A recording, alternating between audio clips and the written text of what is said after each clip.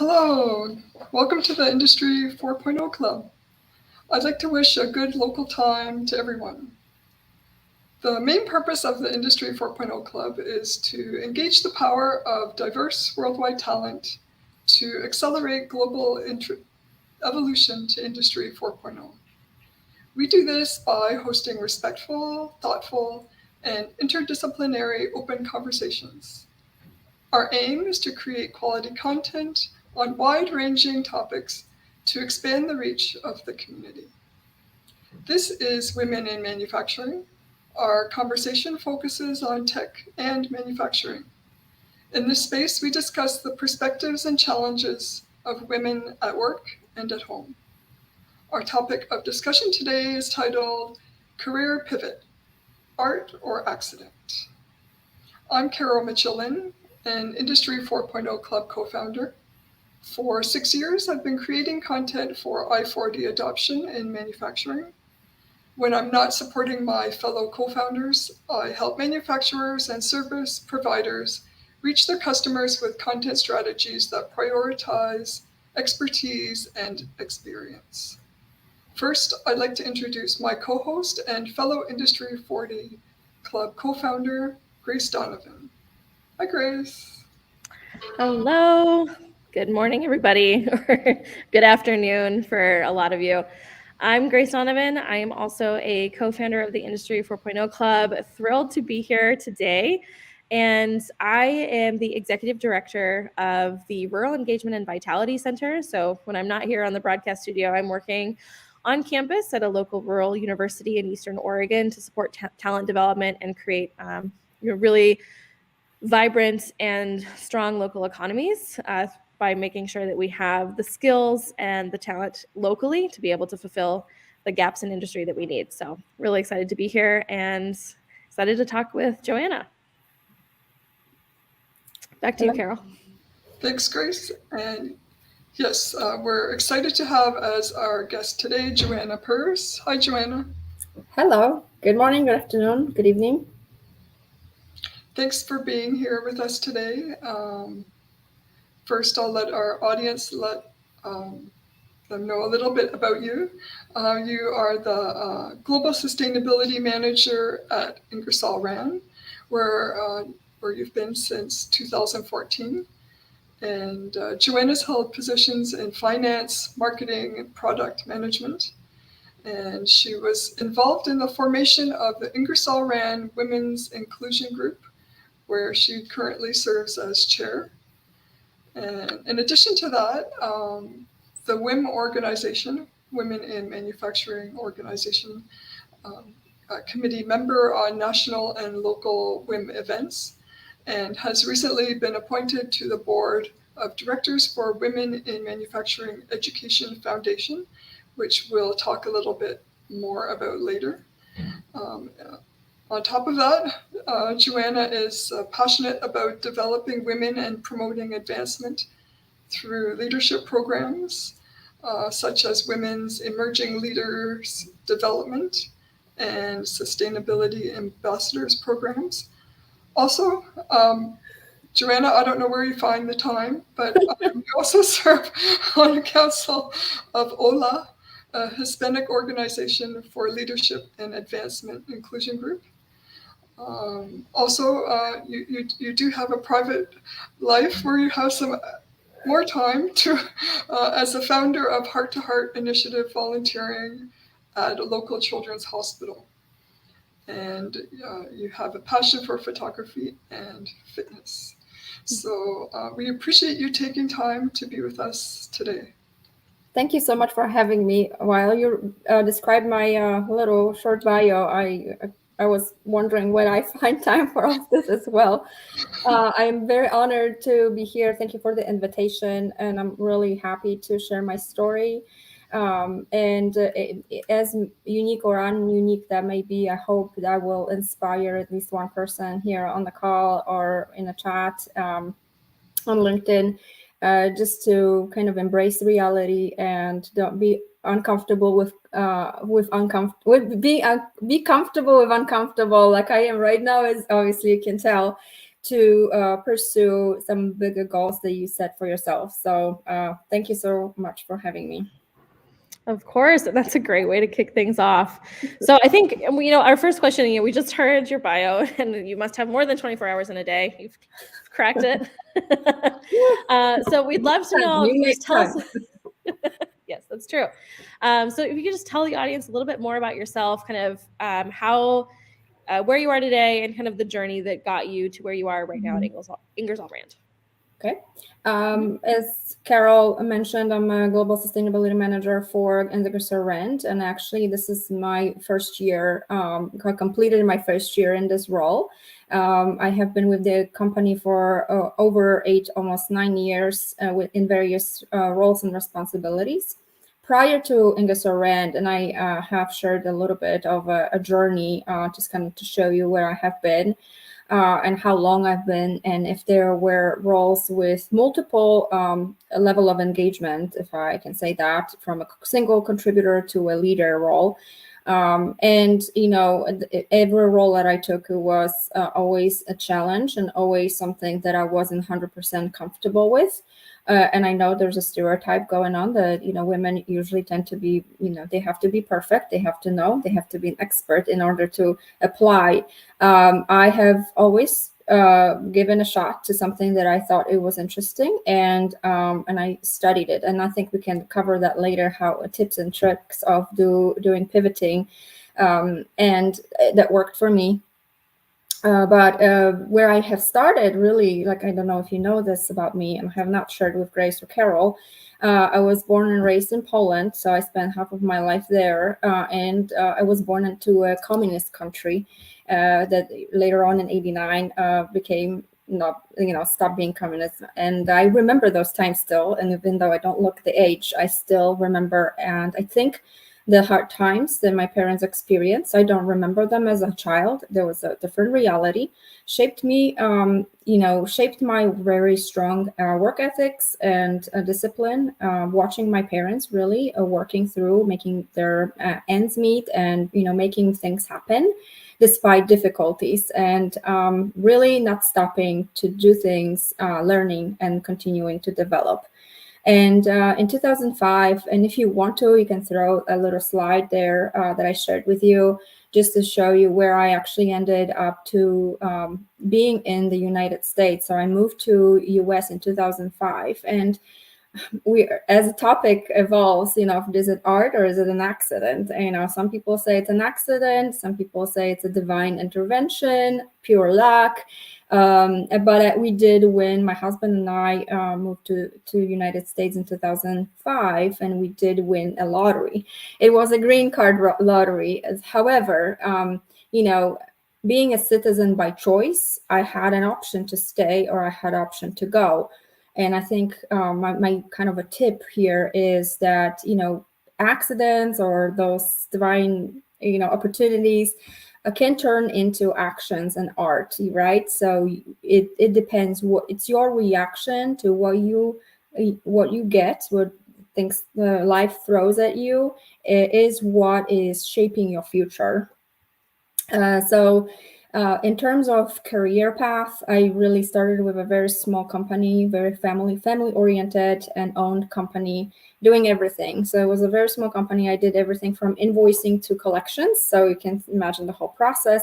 Where in a bigger corporation, when later on in 2006, when I moved to a different role, I went to a single contributor. I was overseeing the whole department. Then I jumped down. So you see those circles back and forth. So every time I kind of moved career, and I think I'm missing a little company change there, a little loop, where I was just responsible for a very small portion of the company, right? So I was a single contributor, and I kind of moved within that department of that company to a leader position.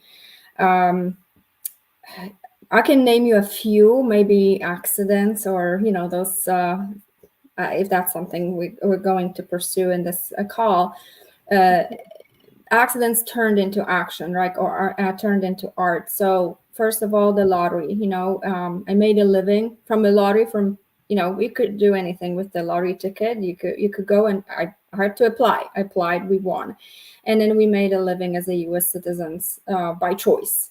I also, and then you also ladies don't know that about me, I had a child with heart defects, born with 4 actually heart defects, and that was 14 years ago. I know time flies. Where nobody knew how to approach this condition, and it was, very a sad experience, very numbing, very, I don't wish anybody to experience that. And we had to look for support. And again, here, I don't want to say, oh, self-pity, poor Joanna. It's just showing people, I want to show people like the building resilience starts with some hardship or hard decisions that you have to make, or hard situations, whether in private life or at work, right?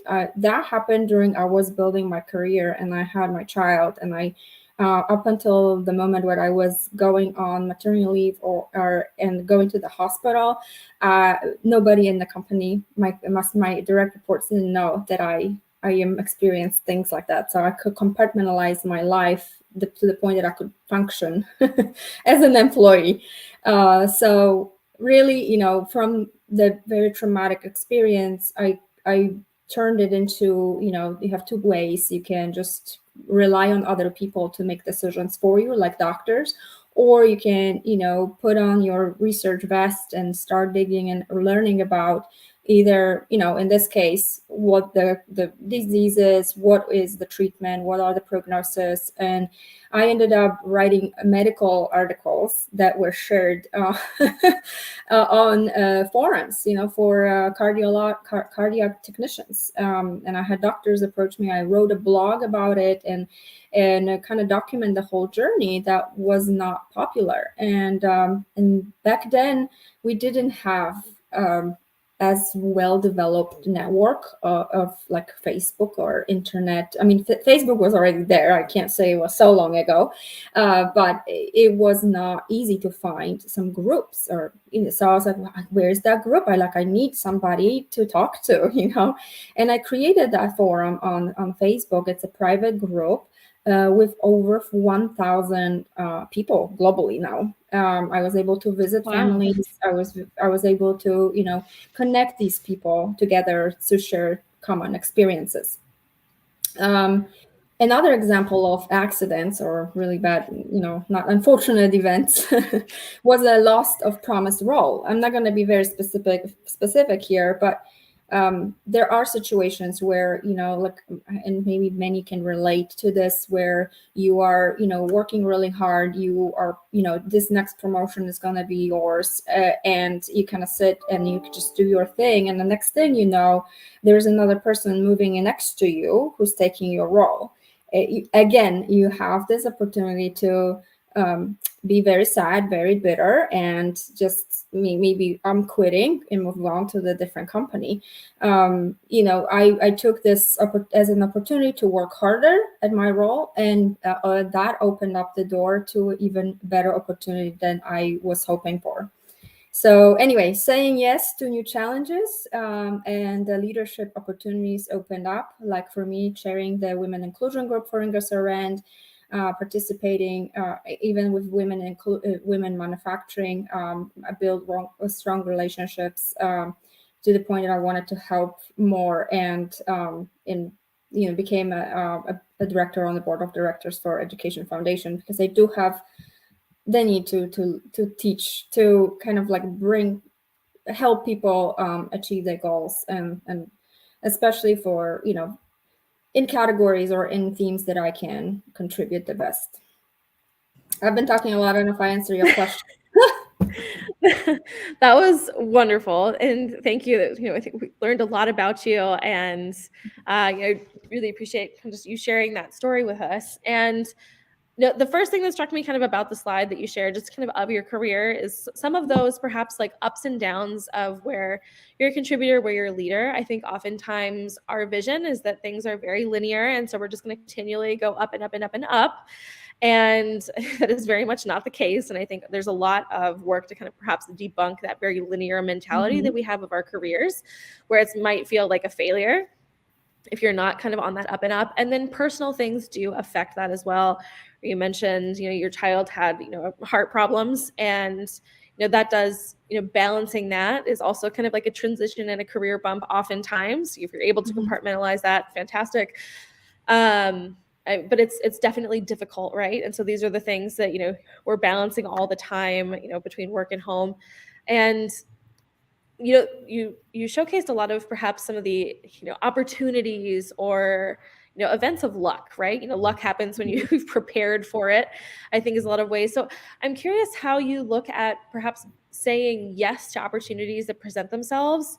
And because I often struggle with this, of like saying yes to something, is it being strategic or is it being opportunistic? Can it be both? I'm curious what your perspective is on that, because as you're looking at career development, I think it is important to say yes to a lot of things, but that can also perhaps lead you to follow yeses and not really kind of take ownership of where you're going. So that's kind of something that I'm interested to hear more kind of from your perspective about. Yeah, that's a really good question, and I would add to it. And saying yes could be, you have to be careful with overcommitment, because something may sound really exciting and is in line with your passion, but I think you learn in time to start to say no to some opportunities, and for me, from my background, and I have a hard time saying no. So that's a skill you do have to develop. And I think what helped me is, like, if I have a lot of opportunities and I want to say yes to all of them, I kind of weigh in, and it's not opportunistic. It's also like, what is really beneficial to me and what I'm going to give back, right? So is it going to benefit a bigger, kind of evaluating those opportunities if they occur at the same time. So that would be my tip, really, especially with getting into this global role. For me, and I think that we were supposed to talk about this too. That was also a challenge for me, because I didn't know what I'm getting into until I got into it. So it's just, I think you just need to be mindful of your goals and what they are and where you want to develop, and then say yeses that are aligned with their goal and your vision and your values as well. Awesome. Thank you. I think, yeah, that makes a lot of sense. I think, as someone who also likes to say yes a lot, I sometimes wonder, I have to question, why I'm saying yes to things. And I think that's something that I'm beginning to learn more of too, is, where it's important to really say yes and where it's important to perhaps say maybe or no. Yes. So it's an important and learned skill. Yes, Now, it is. the other thing that you mentioned that I wanted to kind of touch on was, disappointments, or some of those kind of other road bumps in a career, where if you had a role that you thought was yours and was lined up, and then that didn't really work out. And I certainly resonate with that. That's happened. And it can, for me, that was very challenging to kind of come back just mentally kind of from that. And I'm sure it'll happen more in my lifetime, but I think from, what was your kind of perspective on that? How did you overcome perhaps like that disappointment? What was that resiliency that you tapped into? Because, I think unfortunately everyone's going to experience that at some point in their life. So knowing that they're not alone in that experience, or what are some good tips to handle, those bumps when you come across them, is really valuable. Yeah, I am a strong believer that nothing happens without a reason, or things happen for a reason. And, even those disappointments and hardships, they can be turned into something good. And what is the point of us being bitter? What is the point of being, kind of disappointed and feed? And it's not good. It just does the damage to ourselves, right? So we are just really victims of our own self-pity. So that's where I learned quickly, I don't want to be in that place, right? I just want to do, I'm an action girl, and I don't want to just sit around and feel sorry for myself, or, kind of cry over spilled milk. So I think that helps. And also, like, I would encourage anybody to find a motivational speaker and like read a Bible or some kind of spiritual or inspirational, because that kind of feeds your motivation. It feeds your resilience and kind of equips you with a bigger perspective. I have been exposed to Tony Robbins. He's a motivational speaker and he's very powerful. You've probably seen him or heard him, and he really like opened my eyes to disappointments. And he said his approach to disappointments was shocking to me. It's like, yes, finally a disappointment. Finally, I have a hole that I have to dig out of, because I know the hill, on top of the hill, there will be a bigger reward. And I'm like, this is interesting perspective, but it is true. It works, and I have tested it on my life as we go, right? So I'm looking forward to this. I don't want to say I want to be disappointed and in pain all the time. Mm-hmm. It's just like, if it happens, I know I'm going to come out stronger and better at the end. Yeah. Like you're prepared for it, and you know that cycle at this point, right? And I think it helps, like, just for like interactions with people, when your boss is challenging you, you're working on something, and they say, you know what, this is not good. Like you're a disappointment, or like, this is not what I expected. It's not what we, I mean, you get disappointed, you get a little sad, but also you're thinking, okay, well, what could I have done to make it better, to protect myself from being accused of being deliverer. So this is also kind of like a different perspective, not just to feel depressed, but also, okay, it's an opportunity to develop. And I've had multiple conversations about that with my manager, and it kind of helped me create that mindset. Mm-hmm. So I kind of welcome the challenge now. Yeah, I think it's great to be in a place where you can welcome that, but it's also, I think we'd be remiss to recognize that it's not like a hard learn. Like, these are lessons that hurt to learn. Yeah, well, I don't wish accidents on anybody, right? Exactly. Like, but no. it is. I think it's good to see that perspective, as someone who is advanced in their career of, we've all faced these like failures and challenges, and this is how you overcome that. Again, these are painful lessons to learn, but if you embrace that and use that as a challenge to yourself, there's a lot that you can learn kind of from that, and be better prepared for the next time it happens, because it will. Yeah. Well, in addition to the personal resilience that we've been talking about, and bouncing back from changes and unexpected things, this is something that organizations and manufacturers also have to manage. And I think that's where we can transition into your role in global sustainability. And I'm really curious about how Ingersoll Rand is framing sustainability with their employees, as well as with their customers, and what their approaches.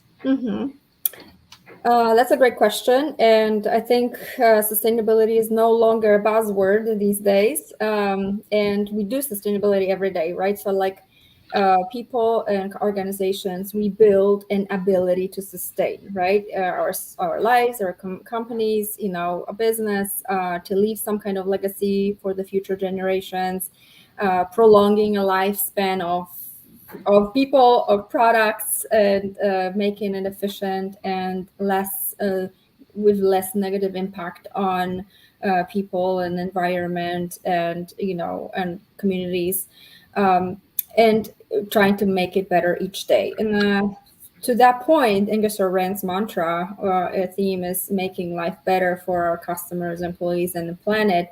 And it really transpires through the core values, which are, thinking and acting like an owner, which we all need to do, right? If we want to make good decisions, committing to really making the customer successful, because that's the ultimate kind of a barometer of success. Being bold in aspirations, and while really moving forward with integrity and humility. You cannot be arrogant in this space. And lastly, but not least, really inspiring people, like fostering that inspire teams to lead, in the future, because, we all have expiration date after all. With that, and this enables the culture of acceleration and growth through leading sustainably approach. It solidifies the role of sustainability in terms of growth and operations. It's end markets and products and services. And really, with this culture and the values that IR represents, employees can relate to it more. They have an increased sense of belonging, and they know that they play an inseparable role in contributing to the overall goal, right? And then the overall goal, like it's worth mentioning that those goals are really cascaded from the top down. So each employee truly gets immersed into this contribution. It's not a goal, oh, we are, reducing emissions, or we're reducing water, or, making products efficient. Somebody is doing that, right? It's really a common theme. And I think that's what's working for Rand. And talking about trials and tribulations here, I kind of moved back 3 years ago, exactly at this time. We merged with Gardner Denver. Rand split with Train, so it's like a industrial segment with commercial segment have separated. We merged with Gardner Denver, where there were two different cultures, two different organizations. I mean, they complemented each other, obviously. However, it was a transition time on top of COVID, and everybody had to go back to home, work from home. So it wasn't easy to implement different strategies that everybody across the board could relate to.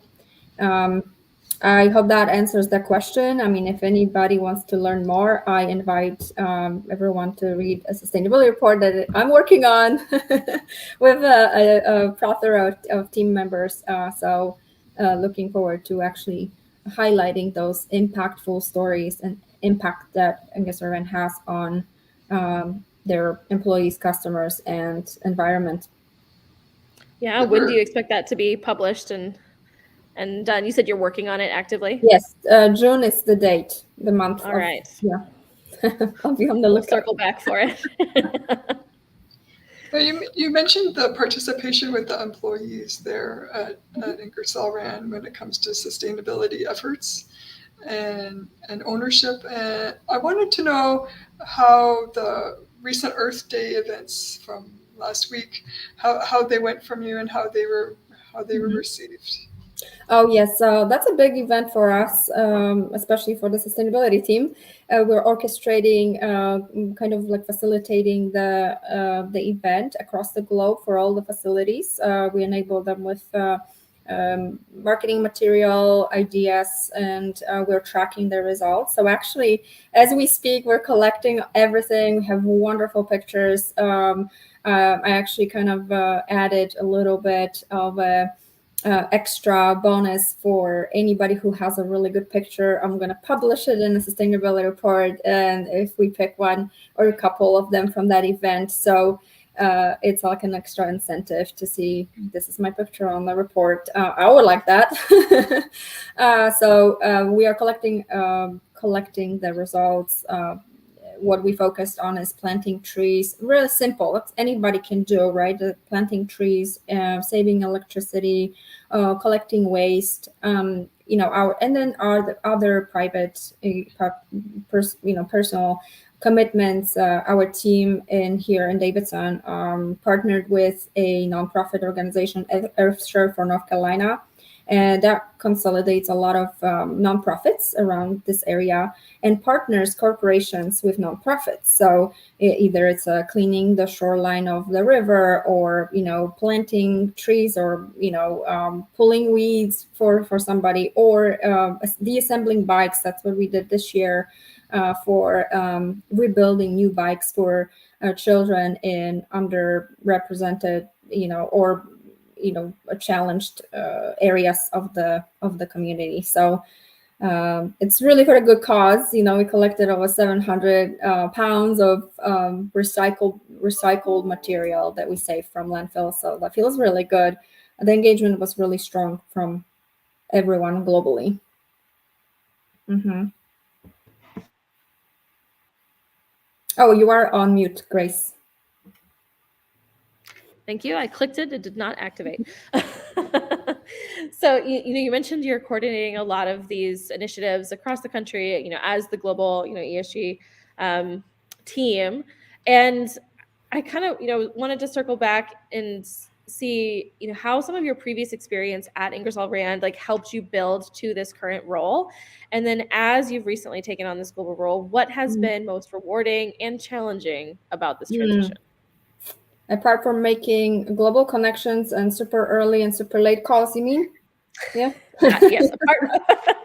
Okay. No, I'm just kidding. I mean, so what I have done, I think being 100% involved in the role and enjoying the role and taking the best out of it, leaving it in a better shape than I got it was always the top of my mind, and making improvements, a kind of process improvement, or if it's, methodology improvements, anything that is better than what I got it. And that was probably what I left behind after each role. And kind of be bold in my aspirations for the next role. And it's not like always knew what I wanted to do. I always knew I want to have a role where I am a very strong contributor, despite if it's a leadership position, if it's a contributor position. I really wanted, I think a lot of people can relate to this. They want to help. They want to feel like they are part of something bigger. And there's always a role that you can relate to a bigger goal, right? You can always find that, spot where you feel like, okay, I'm actually contributing to something that is worth. If it's not, maybe it's time for a change, right? Or maybe changing a perspective. I don't know. As far as so this what prepared me is really knowing the role. And as you can see on my little bubble charts, the position for each, if you can throw it, I have been in role minimum 2 years, if not longer. There are some roles that I've been for 4 years or 3 years, and it's really like taking the time. And I know maybe some people are like, oh, I was not job hopping, every year. I was really taking the time to understand the role, learn the role, and then after I understood it, I would change it or improve it, and just kind of feeding from there, and really keeping an eye and saying yes to opportunities. Like, for instance, leading the women inclusion group, or actually leading one of the committees. I was just supposed to send invitations to women in manufacturing events, and that was my role. But then it turned to be one of the biggest committees and organizing summits and bringing 40 people to the summit, participating as a speaker at the summit. So, you take this opportunity. I could just send the emails, right? But, it's just what you do with the role you are given. Bare minimum and check. I'm not a just check the box girl. So I always think about, how I would have done it if it was a real job or a real request. So I think that approach helped me get where I am here now. And I think we oftentimes look at careers of again, kind of back to that linear of very linear stepping stones. And so that's part of the reason why I asked, because I know you've worked in the marketing side, you've worked in kind of the finance side, you've also worked in kind of market insights, and kind of piecing together perhaps, if you're looking at hey, in the future, if you're someone who's just out of high school and I want to be a global ESG manager, I want to run a department like that someday. It's often interesting to kind of look at, the steps that other people have taken. But what I like about what you just mentioned as well is that it's some of the additional things that you do to not only, in your specific narrow role, but what other initiatives are you taking? How are you kind of building out different skill sets, or, building new networks like you have with Wing and with women in manufacturing? So that's I think a take that I haven't heard before.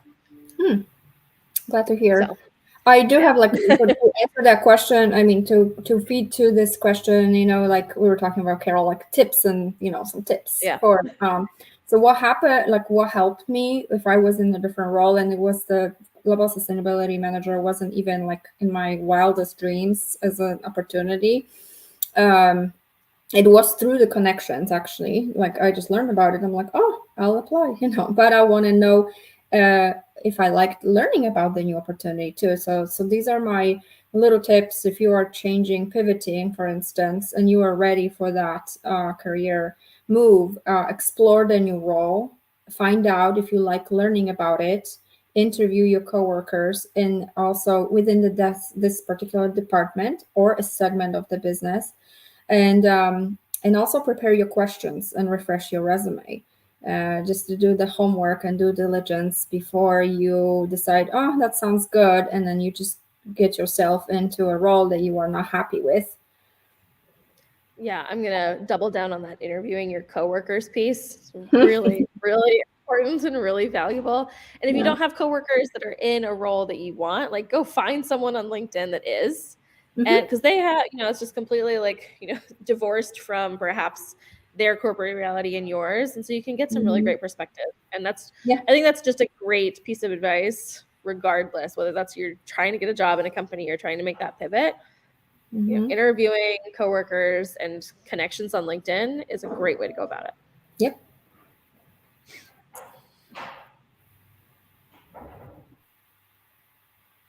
Carol, I think you're on mute as well. Yes, I was like trying to find the mute button. All of a sudden, I'm not touching my computer. I'm not gonna. Carol and I are struggling today. No, you did talk a little bit about WIM, Women in Manufacturing Organization, and in your bio, I mentioned the WIM Education Foundation, that we would eventually get to it. And I went to the website. I'm a little intrigued of really how you're going to make it work. I understand the mission and vision, but maybe operationally, I'd like to have an idea of where you want to go with it. Yeah. So maybe if you could let people know what it's about and how it started. Okay, it makes the two of us actually, because I'm just newly nominated for director on the board of directors as of this month, and next month I'm actually going to the first board meeting, which is very exciting. So I reached out to the director of Women in Manufacturing Education Foundation, and thank you, Gretchen. A little shout out to you if you're watching, for a good really summary. And so I knew that the core value or the core mission of the Foundation for Education Foundation is to really develop and support really good and robust programs and resources for women to further advance them in their manufacturing careers. So that's really great, because manufacturing is not just a floor shop. It's not just, it could be anything. I mean, those are as well included. And probably where they came from, but that kind of explores, the opportunities for women, for women's development. The foundation for the board, how we can contribute as board of directors is really supporting the three programs that they have. One is the management development program. It's a 2-week virtual leadership program for new and aspiring managers. So that's very exciting. Leadership Institute is a 3-week virtual program for senior leaders who work in manufacturing. And also empowering women in production. So it's a 20-week virtual program where participants can progress at their own rate. And this is for women who work in production, and is designed to address the broken rank problem, where women, in particular women of color, never get the first leadership role, and it really prevents them from accessing leadership opportunities throughout their career. So this is actually one of the programs that Industry Rand is interested. I've heard a lot of talks about interest in that program. As I are, and I used to lead the Women in Manufacturing Committee. We were heavily involved with this, organizing that summit, participating in the Women's Summit, Women in Manufacturing Summit. This year it's organized in San Diego, so you ladies are welcome to join. And then also within that summit, they offer it's called Hall of Fame, which honors it's an application process and honors outstanding women who, throughout their established careers, made exceptional contributions to support and promote and inspire women in this industry. And it happens every year. And I briefly just touch on another program. Like there's a Horizon, not Horizon, but Horizon. Yeah, it's a 5K, which I'm proud to say that I got third place last year on a run, and also to support the efforts of the Women in Manufacturing Education Foundation. And usually we had over 100 runners last year. And it looks like we already have 100 runners registered for this year in San Diego in September. So it's on September 27th. I think that really I hope I did a good job summarizing. And I'm really looking forward, to knowing how I can contribute in terms of not just supporting or disseminating information, but perhaps, coming up with new programs, because we are the voice of the need of women in production or women in manufacturing or organizations to women in manufacturing associations. So they listen. I think that's how we contribute and facilitate those programs. That's awesome. I guess I'll have to start training for a 5K. So You could just watch. I just did the Spartan race last week. I'm still recovering, so I will take it easy. I will very likely walk it. Running has never been my sport of choice, but gotta try new things, right?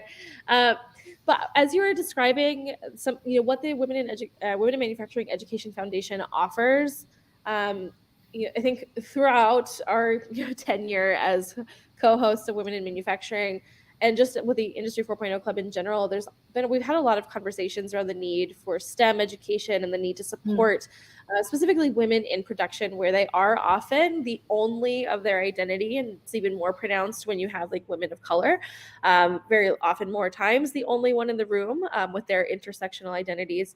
And developing that talent is so important. So I'm curious if there's any manufacturers or organizations or employers that are listening that want to do more to empower their women in the workforce. How would you encourage them to get connected to the Education Foundation to kind of bring that awareness to their employees? How would you recommend they go about that?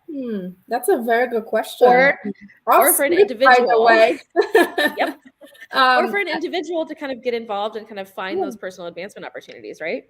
Yes, I mean, it's for both. You can be a student, an individual, or a corporation that signs up, and it's, there are programs for corporations. It's very affordable, and you pay one-time fee per year, and you have the whole organization can sign up to be a member with Women in Manufacturing and reap the benefits of discounted programs of local chapters. They have over 40 chapters in the States. I forgot my stats right now, so I don't want to kind of skew that number. Apologies, that'll be my fault.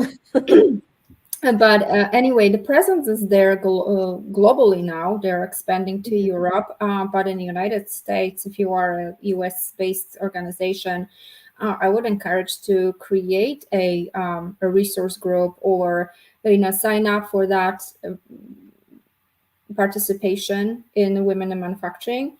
Plus, it will help you with associating your organization with associations like that. If you are doing rating agencies, that helps. And also, enables, provides extra information to your employees and opportunities to network, to do PR for your company. It's really there with the discounts that they provide. So there are many ways to approach it, but as an organization, an investment of a couple $1,000, it's really nothing in comparison to thousands of employees reaping benefits from it. And the employer in turn also seeing benefits from that as well. Exactly. Mm-hmm. I was Yeah, we've heard a wondering, lot of. Oh, go ahead, Carol. Sorry. yeah, I was wondering if there are any mentorship programs embedded in these programs, For education, women in manufacturing or with English Rand? uh, with the Women in Manufacturing Education Foundation. Mm-hmm. That's a good question. I think I'm gonna have to circle back on that, or maybe point it out to create something like this if it doesn't exist. Yeah. Excellent. All right. One thing that we kind of discussed kind of in preparation for this call, and something that Carol and I have personally really loved, is this like a life hack of your own personal board of directors. Mm. And Kristen Dickinson, who's actually, after the Ingersoll Rand train split, was the one who introduced us to us. And then you shared that it was Anissa Muthana, shout out to Anissa of M&M Quality Grinding, who had introduced that to you both.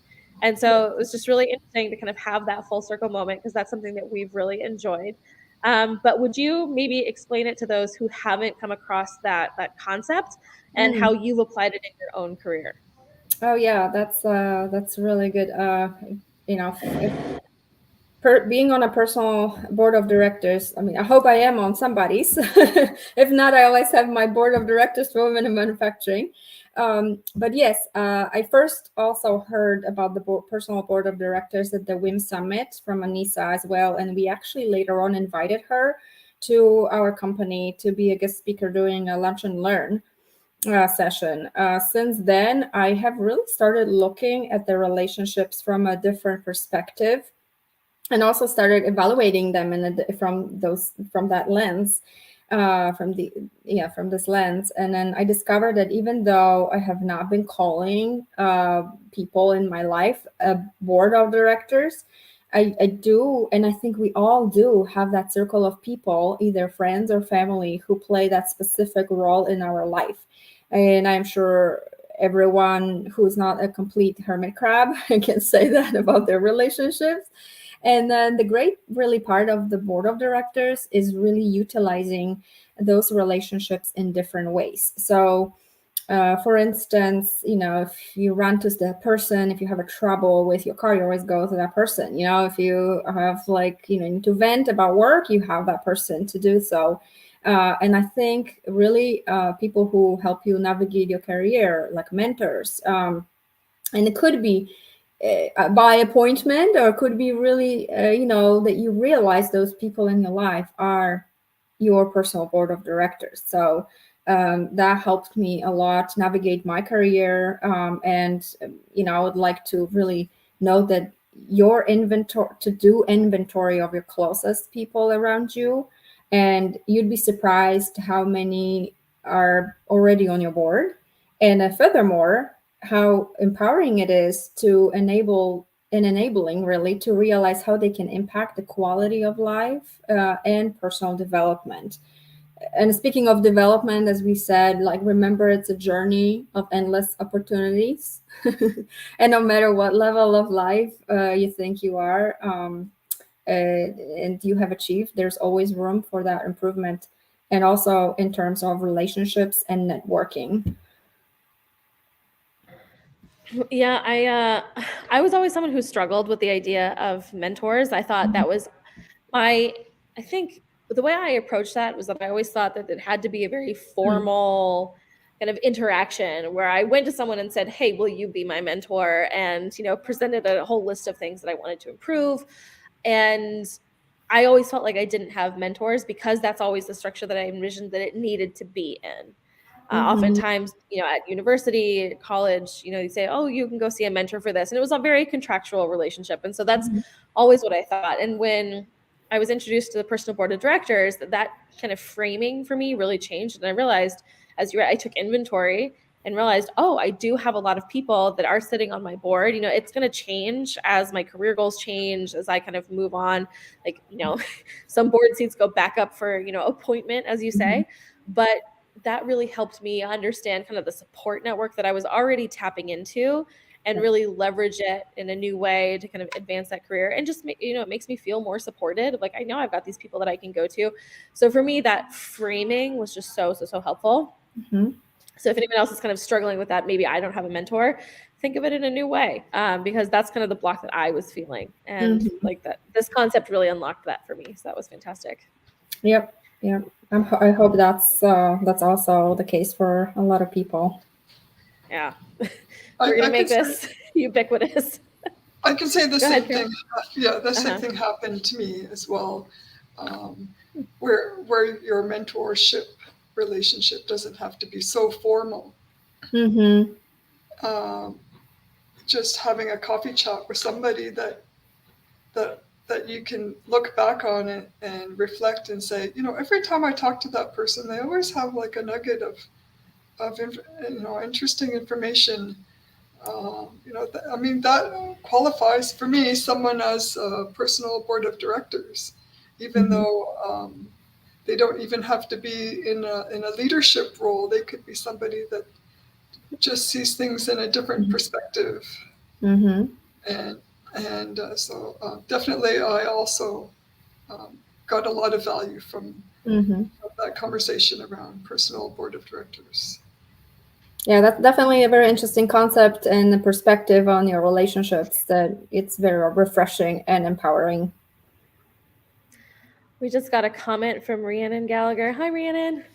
We had Rhiannon on our show a couple months back. And so as someone who is older, it is nice to think of a board not merely as people who are older or more experienced, but people with different perspectives. So yes, fully agree. I think, as Carol, you mentioned, it does, you can't, it's not necessarily about seniority, but perspectives. And I think that's really validating also for folks that are younger of like, what can I contribute? What can I bring to the table? And yeah, it's like, it's a different perspective. It's a different life experience and like a new approach. Yeah, that's interesting. Yeah. All right. Thank you so much, Rhiannon, for that comment.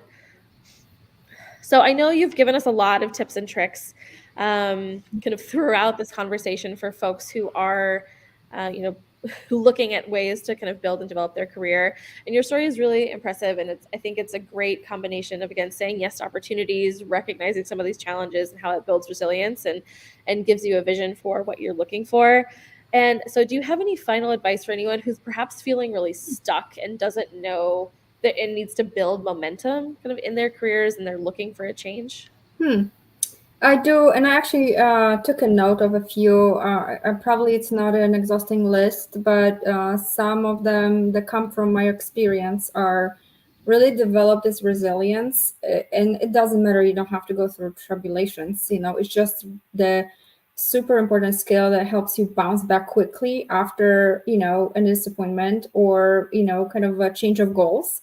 It's important skill for success because none of us will achieve anything if we don't keep trying. If we fail, we can build that resilience by improving skills like emotional regulation, positivity, mindfulness. The other tip would be develop your growth mindset. You cannot be fixed mindset. Don't you may shy away from challenges that will prevent you from the growth. Don't be comfortable with uncomfortable, right? And continue to grow.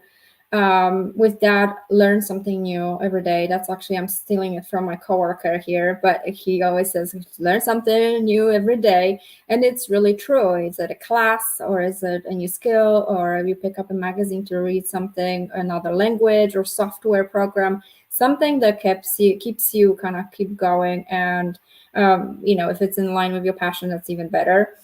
Realize the power of network.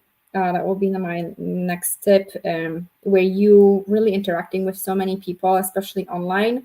You can learn new ideas, understand how to communicate and work with different personality types. They can also meet people and develop relationships that might help you in the future. You never know who you meet, we have multiple examples like that, divine intervention again, or you meet this person for a reason and you ended up, in a place that you have never dreamt about. And maybe last and not least, set realistic short-term goals. and long-term goals. So be smart, of course, smart goals, specific, measurable, attainable, and realistic, and time-bound.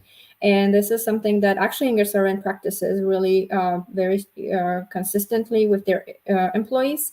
We're mindful of setting those goals. So, with developmental conversations as well, just to keep track of those goals and making sure you cannot just say, I'm going to read 100 books this year. But if you don't know how many books a month you need to read, then you won't meet that goal. So I think that would be my final tip for the day. That's awesome. Yeah. I've even heard people going further to like make goals like super micro of just read 1 page a day. If your goal is reading books, for Hey, example, whatever because works. you'll end up usually exceeding that goal, but it's so attainable. Like, oh, I can definitely do this. And then you end up reading a chapter. So kind of Yeah. helps you build that momentum. And I thought that's an interesting concept. I kind of like it. Yeah. Baby I, steps. yeah, I One like step that. at a time. Yeah. The micro goals were, success is a sum of small efforts. Mm-hmm. Exactly. But yeah, those are excellent tips for everyone who's looking for kind of getting that momentum back and looking for those changes. So thank you. I hope that helps. Thank you, Joanna. And we're almost closing our 1 hour here with you. And before we do that, I'd like to have everyone a chance to give a final takeaway for today. And Joanna, I'll give you the last words. So Grace, if you'd like to go first. Yeah, we'll kind of bring this into just a group format. Today, I think it was just wonderful, Joanna, to learn your story and see places where I can certainly relate to it. And I think my big takeaway is like, as someone, maybe this was made obvious in my question, but I think that I have always received some pushback from folks around me of saying yes to things came off as very opportunistic. And so I kind of got that pushback of like, are you thinking strategically about, your own career? And I did have to kind of pause and think about it. But, I'm saying, I said yes to things. Sometimes it didn't work out, but that was a great learning opportunity.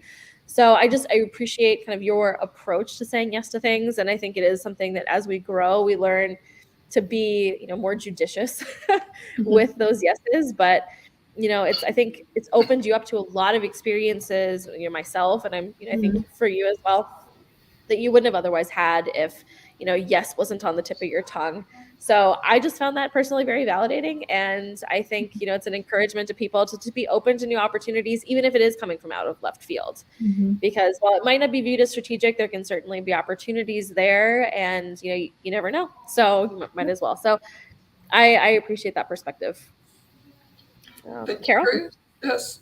And oddly enough, my takeaway is actually along the same route of the topic of saying yes. And maybe taking a time to, when you're making a decision, is it a small why yes, or is it a big why yes? And really trying to decide if you're saying the reasons why you're saying yes, and if it's more of a big why yes. So I think that's, for me, definitely have me thinking about next time I say yes to somebody, have I really thought it through? So thanks very much, Joanna, for that. Yeah. Well, thank you for having me. And we'll leave the last word for you. Okay, wow. First of all, thank you so much. I did not realize I would not be so stressed out at the end. So it went well. And I think I just want to encourage people to, everybody has a story. And I never thought my story is by all means an impressive or unique, but everybody has a unique story to tell and a contribution to make. And even though I'm not going to be a public speaker or motivational speaker, if me or I can encourage someone to make a positive change, so can you. So thank you, ladies, for opening up the floor for us for me to kind of say my story, and for opening up the floor for other women or people who can share the same and enrich other people's lives. That's awesome. Thank you. I'm so glad that, you didn't feel nervous at all. I feel like that's I would take that as a huge compliment. So really, thank you. This was a wonderful conversation. It was, the hour flies by as usual. So. I thought it would be 30 minutes. I was like, oh my gosh, we don't have, that much content. Oh no. It always goes like this, which is just fantastic. So I'll pass it back to you, Carol. Thanks, yes, and a little bit of housekeeping before we close. So thanks very much, Joanna, for your continued interest in sustainability in manufacturing and helping women make a pivot and educating themselves in that area. And we hope that anyone listening was able to take a nugget from that. And thanks everyone who joined us today. I'd like to remind people of some in-person events we have coming up for the I-40 Club. Specifically, tomorrow we have Manufacturing X.O Southeast in Grenville, South Carolina. Also upcoming in May, we have East Tech in Springfield, Maryland, May 16 to 18. And also IME East in New York City, June 13th to 15th, where you can hear from I-40 co-founders, either presenting or curating some events in person. And we're really happy to be able to do that.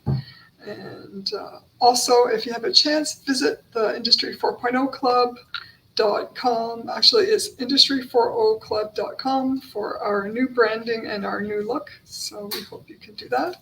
And I wish you all a great rest of your day. Thank you.